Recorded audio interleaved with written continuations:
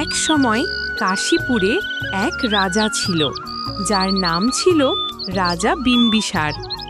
সেই রাজ্যের কোনো প্রজাই সুখী ছিল না তাদের রাজার থেকে, কারণ রাজা বিম্বিসার ছিল খুব দুষ্টু আর অলস প্রকৃতির। সে সারা দিন কেবল খেত আর অত্যাচার করত তার প্রজাদের। সেই রাজা চাইতেন তার রাজপ্রাসাদে যেমন তার অনুমতি ছাড়া কেউ না প্রবেশ করে, তাই সে রাজপ্রাসাদের প্রতিটা কণায় কণায় প্রহরী দিয়ে রাখত। একদিন রাজা তার দুপুরের খাবার শেষ করার পর যখন ছাদে যায়, তখন সে দেখে একটা টুনটুনি পাখি বসে আছে রাজপ্রাসাদের দেয়ালের ওপর আর উঁকি মেরে কি যেন দেখছে এদিক ওদিক।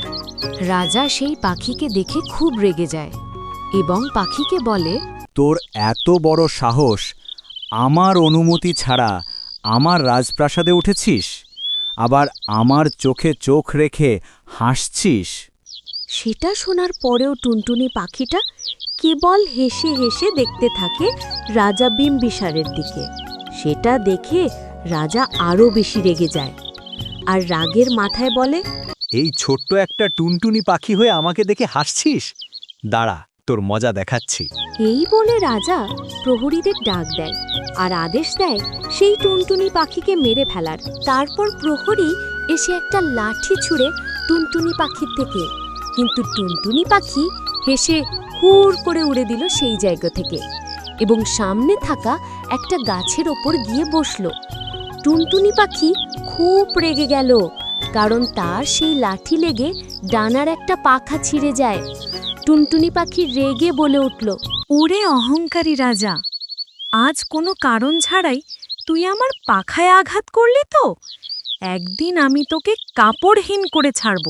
এই বলে টুনটুনি পাখি উড়ে চলে যায় সেখান থেকে আর রাজা হাসতে হাসতে বলতে থাকে,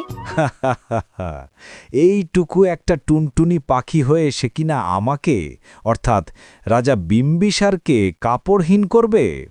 রাজা এইসব কিছু ভুলে আবার সেই অত্যাচার করতে থাকে প্রজাদের উপর এবং আলসের দিন জীবনযাপন করতে থাকে। একদিন যখন রাজা তার খুব জরুরি বাণিজ্যের কাজে বাইরে যাবার জন্য তৈরি হন, তখন তিনি দেখেন তার জামাকাপড় সব ছেঁড়া। সেটা দেখার পর রাজারানী বৈশাখীকে ডেকে বলল, বৈশাখী, ও বৈশাখী, আমাকে অন্য জামা কাপড় দাও, এগুলো তো সব ছেঁড়া। সেটা শুনে রানী বৈশাখী রাজার কথা মতো অন্য জামাকাপড় আনতে যায় রাজার জন্য, এবং গিয়ে পর যেটা দেখল সেটা যখন সে এসে রাজাকে বলল, রাজা তো অবাক হয়ে গেল। একসাথে সব কাপড় ছিঁড়ল কিভাবে? সেটা আমিও বলতে পারছি না মহারাজ।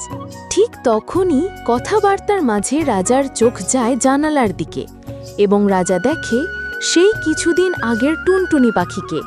সে আবার হেসে হেসে তাকিয়ে আছে রাজার দিকে। হেসে হেসে বলল রাজাকে, দেখলে তো অহংকারী রাজা, আমি বলেছিলাম তোমাকে আমি একদিন কাপড়হীন করে ছাড়ব। সেটা শুনে রাজা বুঝতে পারে যে একটা ছোট্ট পাখিও তাকে কাপড়হীন করতে পারে, এবং এইভাবেই আস্তে আস্তে রাজার অহংকার ভেঙে যায় এবং রাজা ভালো হয়ে যায়।